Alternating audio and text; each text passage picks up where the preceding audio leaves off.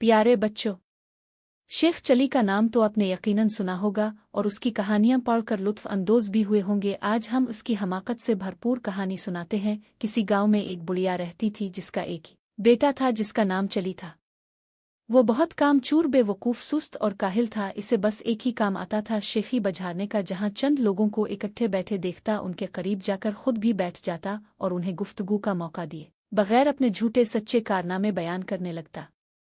गांव के लोग उसकी इस आदत से बहुत तंग थे और उसका नाम ही शेख चली ओ रख दिया था। वो अपने नाम की तरह बड़े बड़े ख्याली मंसूबे बनाता, लेकिन किसी पर अमल नहीं करता। एक दिन इसके ख्याली पुलाव पकाने की आदत से चढ़कर एक शख्स ने इससे कहा, शेख साहब, आप इतने बड़े मंसूबे क्यों बनाते हैं? अपने एक हफ्ते बाद इस दुनिया से कोच कर जाना है, अपनी मौत का ख्याल करें।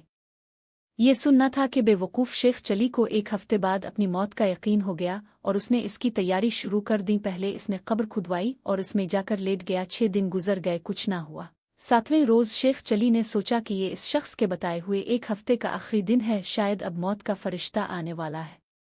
वो ये सोच ही रहा था कि इसके कान में आवाज़ पड़ी, अगर कोई अल्लाह का नेक बंदा अंडे की टोकरी मेरे घर पहुंचा दे तो मैं इसे उजरत में एक अशरफी दूंगा। शेख चली अशरफी का नाम सुनकर कब्र से बाहर निकल आया और अंडे की टोकरी उठाकर सर पर रख ली। ये देखकर टोकरी के मालिक ने कहा, शेख साहिब जरा संभाल कर ले जाना, अंडे टूटने ना पाएं वरना एक दमड़ी भी नहीं दूंगा, उल्टा हर जाना ले लूंगा। शेख चली बड़े गुरूर से बोला, मियाँ साहिब, मैं शेख चली हूँ, कोई छोटा मोटा शख्स नहीं हूँ, पूरा गांव मुझे जानता है। ये कहकर वो अंडे की टोकरी लेकर चल पड़ा। ख्याली पुलाव पकाने की तो आदत थी ही, सर पर अंडों की टोकरी रख कर रास्ता चलते हुए इसकी ज़हनी रूह बहक गई और लगा ख्याली पुलाव पकाने।